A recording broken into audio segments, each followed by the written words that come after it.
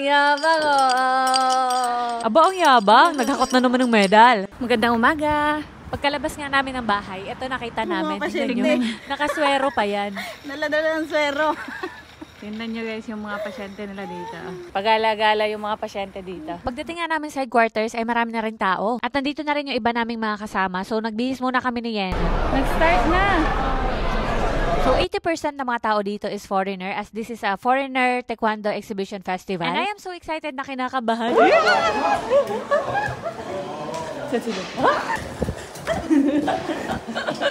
Nakakaba, no? At nakapila na nga dito kaagad si Yen. Buliga! So sila Mama Erica, Ate April at Ate Jocelyn yung unang mag-perform. Go! Fighting! And next naman si Yenon. Go Yenon! Gaya mo yan! Galingan mo! Go! Go! Galing na Yenon. Ito yung tinatawag na POMSE. Kumbaga may scoring to siya. Kailangan tama yung formation mo, tama yung galaw mo. Highest score, of course, gold medal or first place. Then silver, second place. Third place is bronze. And honestly, hindi ko memorize yung POMSE. So mali-mali ako dito. Still, I got the third place. So yun, sinuot na sa akin yung medal. Tapos nilagyan ako ng tatak.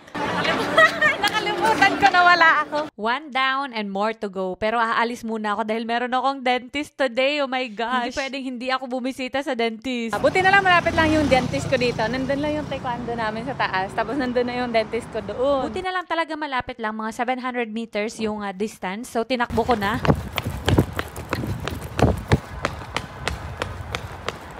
After 7 minutes na takbo, nandito na ako. Ang bilis lang. So, yung gagawin nila today is papalitan nila yung clear na retainer ko and yung babang part ng ngipin ko is hindi pa natapos yung brace. Pero nilagyan na nila ng retainer sa likod, yung permanent retainer. Parang, ano yun, alambre nilalagay sa likod ng ngipin. And ayun, natapos na kaagad. Takbo ulit. Takbo ulit pabalik sa taekwondo. Pagkabalik ko ng headquarters ay tamang-tama dahil ongoing pa yung demo.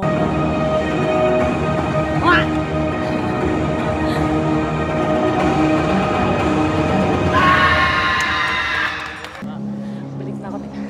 Init, hingal. Eto ang gagaling nila. Nakapiring pa yan. Walang makikita. And bang! Grabe! Lakas nun.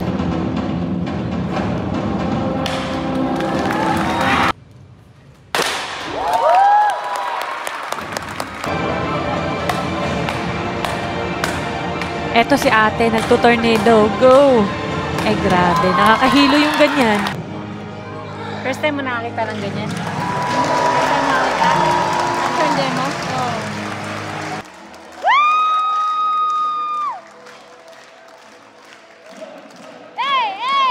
Ang ingay ni ante. Walang nag-cheer. Kaya cheer natin. Yo!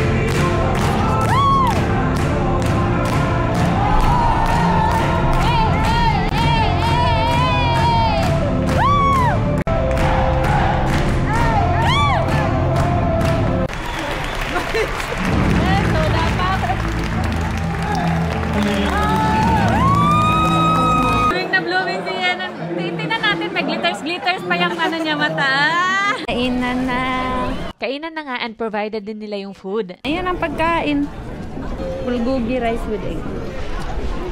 Pagkatapos kumain ay continue ulit yung tournament and then dito pumipila kami para sa pabilisan ng sipa. And habang doon si Master Dan, ayun, nakikipag-sparring. Siya yung kulay blue.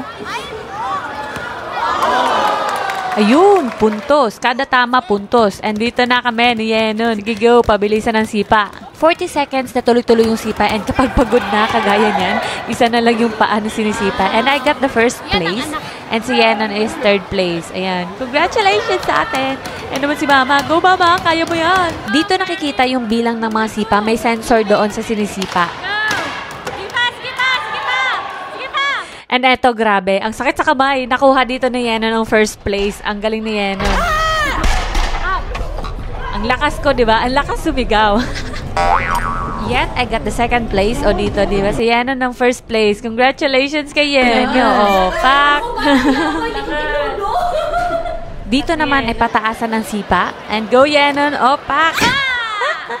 Go, Yenon. Another one. O. Cute naman ang sipa na yan. Ang gut. And yes, nakarami kami ng medal. Congratulations sa atin. And shout out sa mga master. Ayan o, ang pupogi ng mga master natin dyan.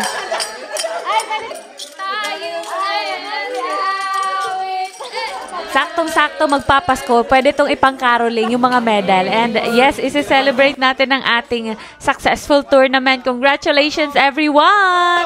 Wasok!